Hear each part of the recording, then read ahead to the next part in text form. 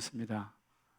목자들 앞에서 천군 천사들이 펼친 천상의 예배, 구유에 누인 아기 예수, 먼 나라 동방 박사들이 드렸던 황금 유약 몰약의 예물, 이름하여 예배, 예수, 예물, 삼예입니다.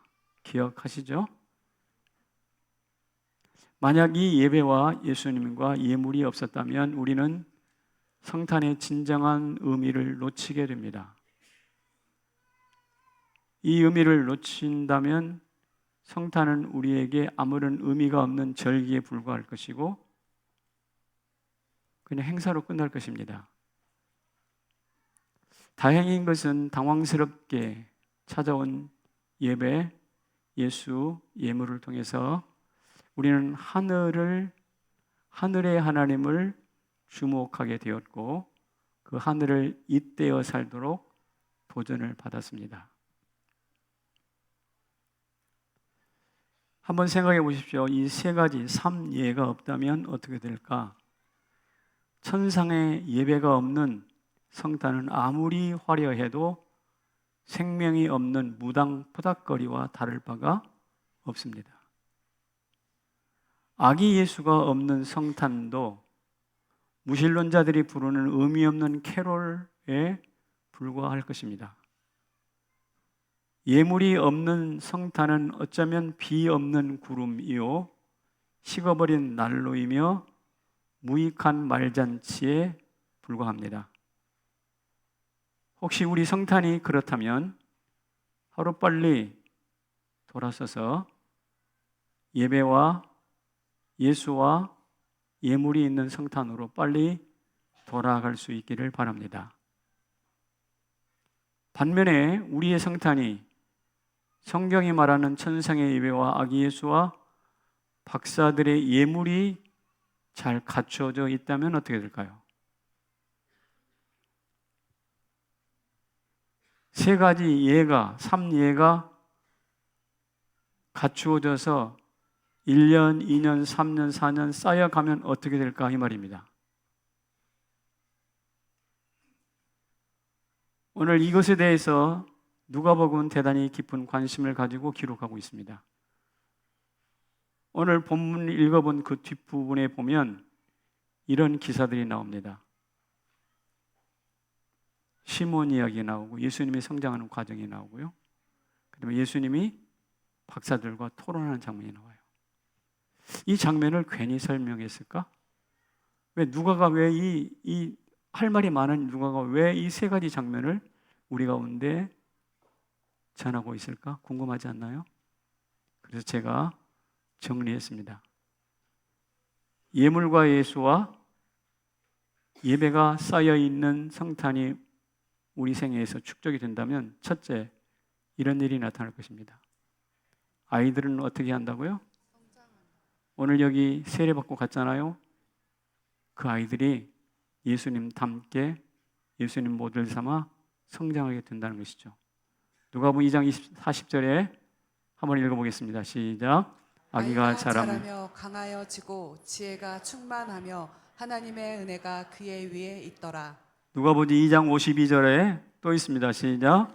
예수는 지혜와 키가 자라가며 하나님과 사람에게 더욱 사랑스러워 가시더라.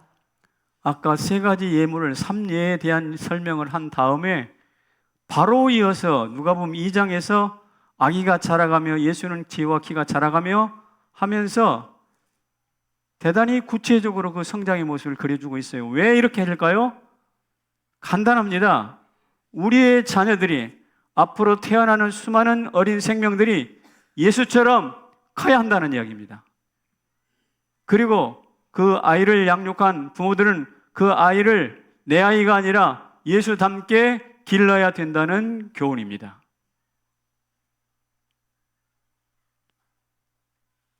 몸의 성장과 더불어서 지혜가 성장하고 인성과 영성이 자라나서 하나님의 은혜가 충만해지는 것, 누구도 탓하거나 흠잡을 수 없는 완벽하고 균형 잡힌 성장입니다. 누가는 이 성탄을 기록한 다음에 예수님의 성장 과정을 명확하게 설명하고 있어요. 이 성장의 모델이 다음 세대의 성장 모델이 되기를 축복합니다. 그런데 그게 쉽지는 않습니다. 우리가 경험해 봐서 알잖아요. 몸은 성인인데 마음은 자라지 않았어요. 그래서 그것을 일컬어서 성인 아이라고 하죠. 성장이 멈춘 겁니다. 말하고 생각하고 결정하는 것은 어린아이와 똑같아요. 지식은 많으나 균형이 없어서 남을 해코지 하는 데 씁니다. 유식한 범죄자들이 될 가능성이 많아요. 지식도 많고 건강하지만 영적으로 무지해서 하늘을 모릅니다. 몸만 튼튼한 무신론자가 될 것입니다. 그러니 이런 사람들이 하늘을 잇대어 살 수 있을까요? 절대 불가능한 일이죠. 어쩌면 땅만 파먹는, 땅만 파고 들어가는 두더지와 같을 것이에요. 건강하고 실력도 있는데 사람들에게 사회 생활에 미숙해서 미운 털이 박힐 것입니다. 이것은 예수님의 성장 모델이 아니죠. 미국의 소설가 나다나엘 호손이라는 사람이 쓴 큰 바의 얼굴이라는 소설이 있는데 거기 주인공이 어네스트가 있습니다. 이 세상을 이끌고 많은 사람들의 존경과 사랑을 받을 수 있는 큰 인물이 나오기를 이 어린 어네스트는 기다리고 기다렸습니다. 아무리 기다려도 그 사람이 나타나지 않았습니다. 그런데 어네스트가 노인이 되어서 머리가 휘어질 무렵 많은 사람들이 어네스트를 향하여 말하는 거예요. 당신이야말로 저 큰 바의 얼굴과 닮았습니다. 많은 사람들이 큰 바의 얼굴, 많은 위대한 세상을 지배할 수 있는 위대한 인물을 기다렸는데 그 사람 나타나지 않고 오히려 그 사람을 기다렸던 당신이야말로 그 큰 바의 얼굴이 되었습니다. 라는 것이에요. 이게 바로 그 소설의 줄거리인데 여러분, 흠모하면 닮게 되어 있습니다. 우리 예수 그리스도를 흠모할 수 있기를 바랍니다. 예수님을 닮아 균형 있게 성장하게 될 것입니다. 좋아하면 사랑하잖아요. 사랑하면 닮게 되어 있어요.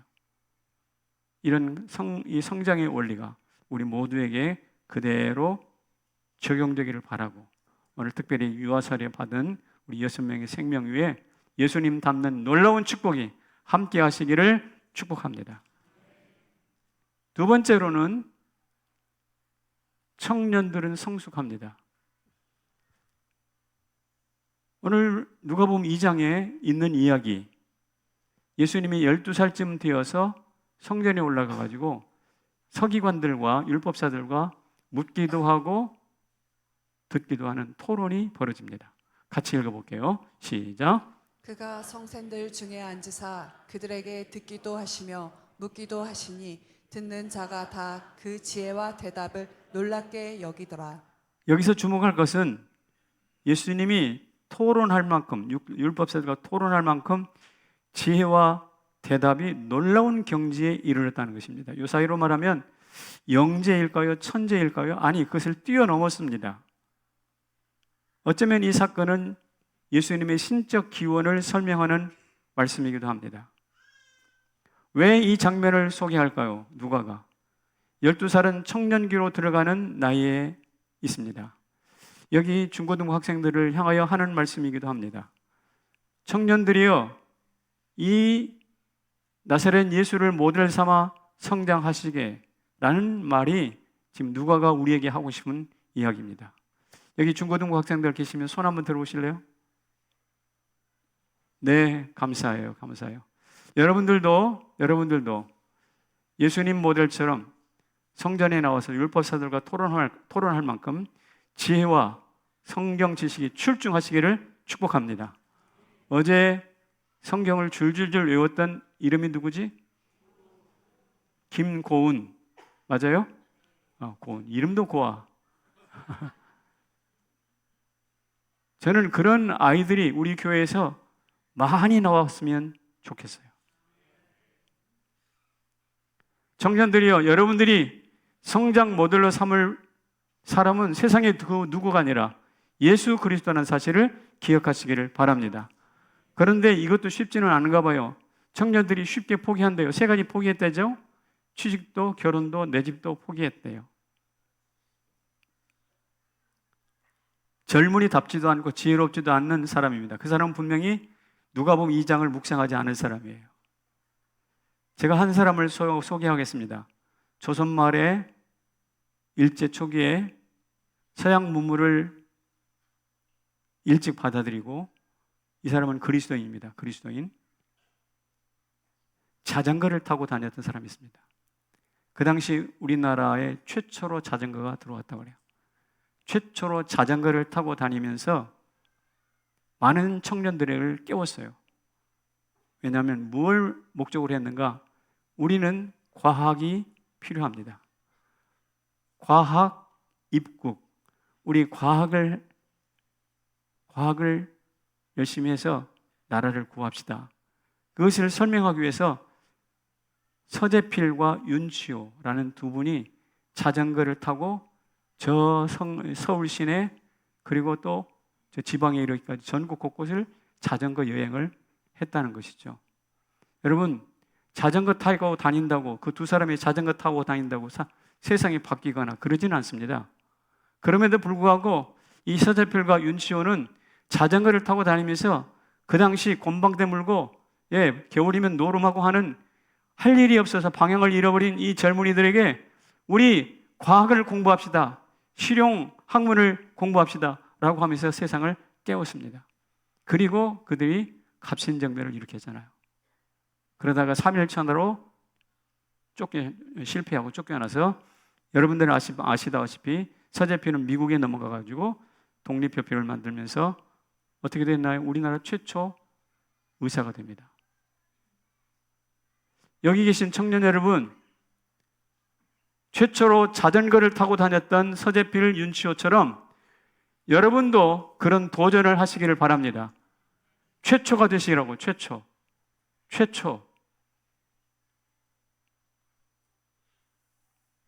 윤치호 같은 사람은 자기 재산 전체를 감리교단에 헌신합니다. 기탁을 해요. 왜? 학교를 세우라고. 그것도 기술학교를 세우라고. 세 번째로는 노년들은 완성됩니다. 오늘 누가복음 2장에 또 나오는 스토리가 하나 있죠. 시므온입니다. 시므온이 어떤 사람인지 같이 읽어볼게요. 시작. 시므온이 아기를 안고 하나님을 찬송하여 이르되, 주세여, 이제는 말씀하신 대로 종을 평안히 놓아 주시는도다. 내 눈이 주의 구원을 보았사오니. 예수를 보기 전에는 죽지 않는다는 성령의 말씀을 들었습니다. 나이는 들어가고 몸은 고통스러운데 아직 메시아 예수를 만날 기약이 없는데, 어느 날 성전에 올라갔더니 드디어 아기 예수가 할례를 받기 위하여 성전에 올라오게 된 것이죠. 그때 그 아기 예수를 품에 안고 했던 말씀이 바로 이 말씀입니다. 주제여, 종을 평안히 놓아주시는도다. 이 말을 요약하면, 당신의 인생은, 너의 인생은 예수 만나기 전까지는 완성되지 않아. 내 인생은 예수를 만나기 전에 끝나지 않아 라는 뜻입니다. 우리 여기 계신 노년 여러분, 나이 60 넘으신 여러분, 여러분의 인생은 예수 만나기 전에는 끝나지 않습니다. 다시 말하면 예수를 만나야 완성이 됩니다. 그렇습니다. 기억하십시오. 어린 아이들은 예수님처럼 뭐 한다고요? 성장합니다. 청년들은 예수님처럼 성숙합니다. 노년들은 예수님 만나서 완성됩니다. 이게 오늘 본문이 우리 가운데 가르치고자 하는 대단히 중요한 키워드예요. 그리고 예수님 만난 다음에 드디어 내가 이제야말로 모든 것을 잊어버리고 자유롭게 저 주님의 나라 갈 수 있겠구나. 종을 평안히 놓아주시는도다. 성탄의 예수님을 만남으로 사명이 완수되고 삶이 완성되는 것이죠. 그런데 내가 보기에 이렇게 인생이 완성되어가는 노인들 많지 않은 것 같습니다. 어린 세대를 품에 안고 축사하고 길 안내가 되어주는 노년들이 그리 많지 않은 것 같아요.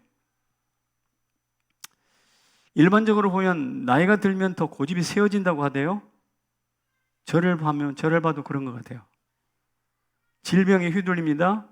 노후 불안으로 힘들어합니다. 여기 계신 노년에 계신 여러분들은 효도를 했지만 효도를 받지 못한 세대가 될 가능성이 많습니다. 경로당이나 건강식품이나 운동기구 파는 곳에 발을 자주 들려서 거기 가면 노래도 불러주고 뭐 재미나다 그러대요. 그래서 자식들이 한 푼 두 푼 모아서 주신 용돈을 거기다가 팍팍 쓴답니다. 그래서 수백만 원짜리 물건도 구입하고 한대요. 삶이 그렇게 여유 있는 분들이 아닌데도. 제가 볼 때 이런 우리 노년의 모습은 시므온과 안나의 모습이 아닙니다. 안나는 전혀 결혼한 지 얼마 되지 않았지만 곧 과부가 됐지요. 그리고 나서 그가 성전을 떠나지 않고 곧 기도했습니다. 여기 계신 우리 노년 여러분, 이상한데 경로당 가시면 좋죠. 그런데 건강식품 운동기구 파는 데 가가지고 호주머니 털리지 마시고 차라리 교회 경로대, 노인 실버 스쿨이나 이런 데에 찾아갈 수 있었으면 참 좋겠어요. 저는 이 나이든 노년을 생각할 때 누가 머리에 떠오르냐면 안중근의 어머니가 떠오릅니다. 안중근이 독립운동하다가 일제히 붙잡혔잖아요. 사형원도를 받았잖아요. 이토 히로부미를 쓰러뜨려서 사형원도를 받았을 때 어머니가 안중근에게 썼던 편지 내용은 아들아, 일제 앞에 비겁하게 구차하게 생명을 구걸하지 말아라. 당당하게 죽어라. 이것이 이 땅에 발해디딘 젊은이들이 살아가야 될, 보여줘야 될 기계란다. 네가 당당하게 죽어가면 엄마도 너를 자랑스러워할 것이다. 그리고 아들이 마지막 형장으로 끌려가면서 입게 될 그 한복 한 벌을 한 땀 한 땀 손수 쥐어서 감옥으로 보냅니다. 여러분, 사람이 죽고 사는 문제가 아니라 어떻게 사느냐가 중요하죠. 옳게 사느냐 바르게 사느냐 이게 더 중요하죠. 정말 멋진 신앙의 어머니입니다. 여러분, 우리가 적어도 안중근의 어머니처럼 그렇게 살았으면 좋겠습니다. 서재필, 윤치호처럼 별 의미는 없을지 모르지만 그래도 사람들을 깨우기 위해서 자전거로 좀 타고 다녔으면 좋겠습니다. 그 아무것도 아닌 그 사건들이 그 당시 아이들을, 그 당시 청년들을, 그 당시 노인들을 깨우치는 삶의 모델이었습니다. 오늘 이 성탄을 지나가면서 그런 성탄의 교훈을 가슴에 깊이 새기고 살아가는 전 세대 성남제일교회 성도들이 되시기를 주님의 이름으로 축원합니다. 지금까지 천상의 예배와 구유의 예수, 박사들의 예물이 만든 성탄을 살펴보았습니다. 예수님을 모델 삼아서 아이들은 성장하고 청년들은 성숙하고 노년들은 완성되는 것이죠. 여러분, 아이들은 청년들은 노년들 이 3세대를 동시에 언급한 성경 구절이 나옵니다. 같이 읽어볼게요. 요엘서에 있는 말씀입니다. 시작. 내 영을 만민에게 부어주리니 너희 자녀들이 장래일을 말할 것이며 너희 늙은이는 꿈을 꾸며 너희 젊은이는 이상을 볼 것이며. 여기 자녀들 말하고 있어요. 늙은이 말하고 있어요. 젊은이 말하고 있어요. 이것은요, 요엘서의 성령 강림에 대한 위대한 예언이긴 한데 이것이 어디에서 성취되었을까요? 어디에서 성취되었을까요? 바로 성탄입니다. 성탄을 통해서 자녀들이 장래일을 말하고 젊은이는 이상을 보고 늙은이는 꿈을 꾼다는 말씀이 바로 누가복음 2장에 있는 그 말씀의 요약이에요. 우리 이 찬송 많이 부르는데 이 찬송이 성탄과 연관이 있다고 생각하는 사람은 별로 많지 않아요.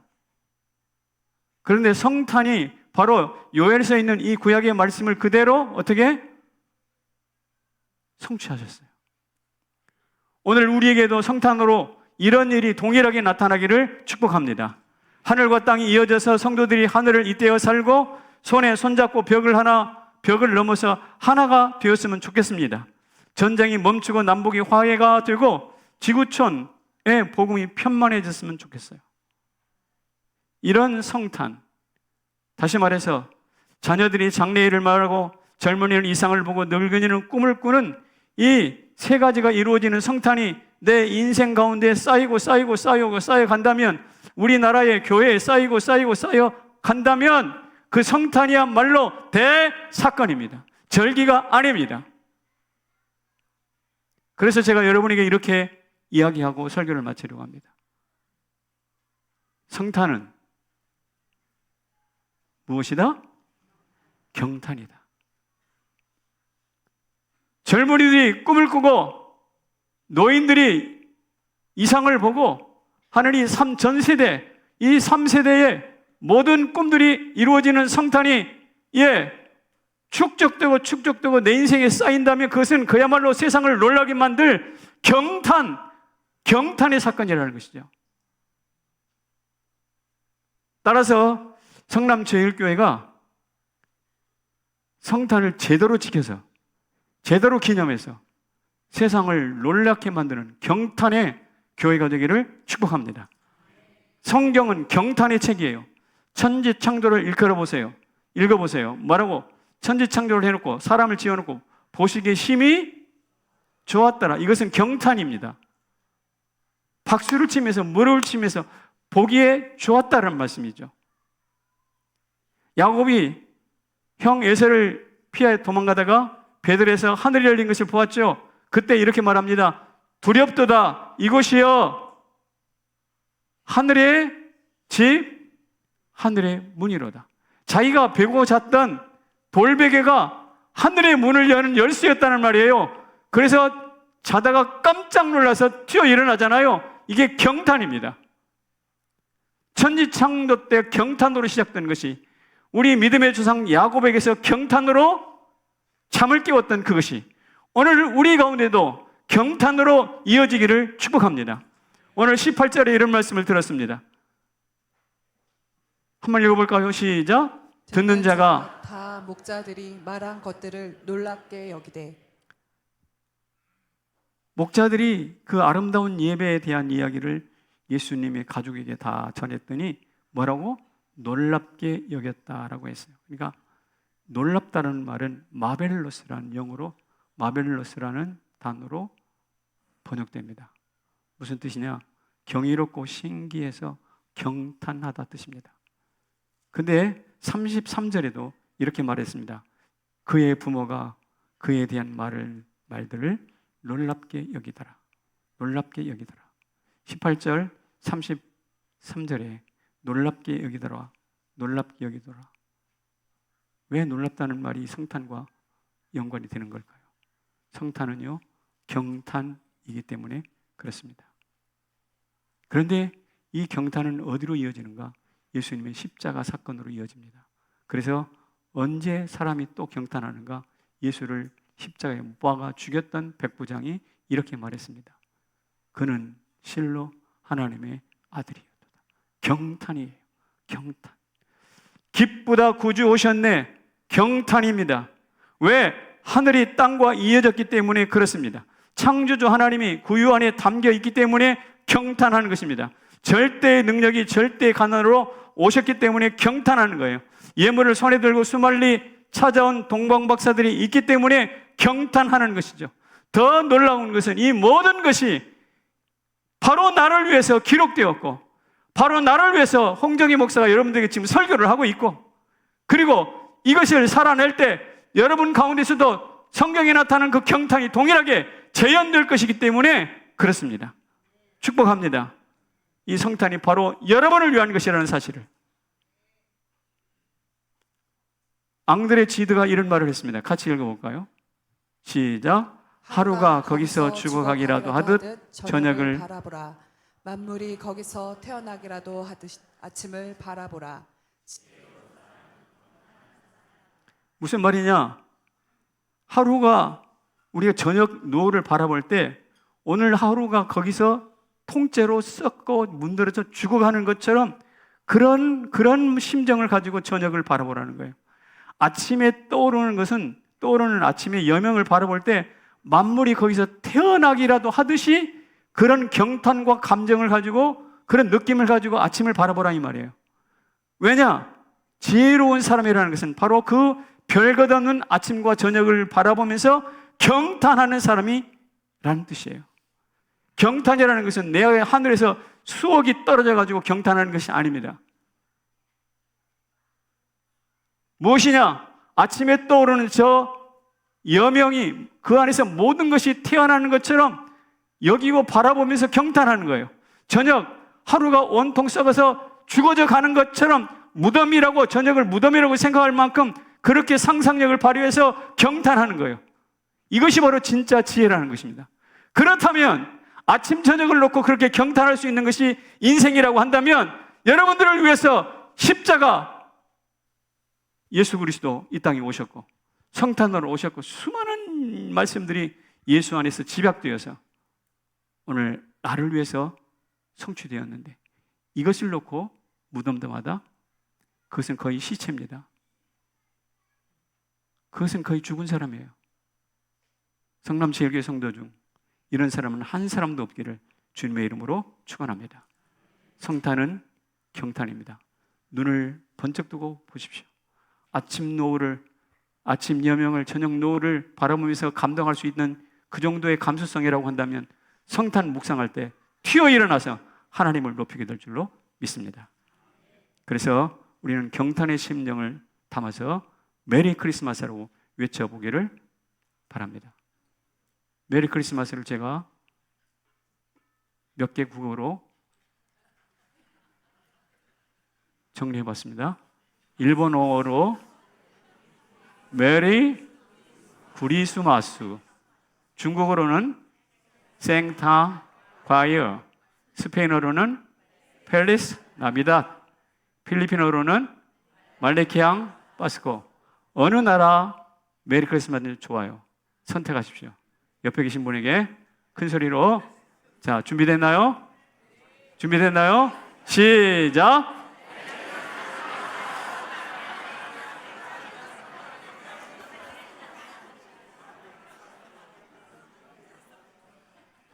일본어 손 들어봐. 한 사람. 제게는요, 펠리스 나비다? 좀 품이 있어 보이죠? 펠리스 나비다. 생탄 꽈이러? 맞아요?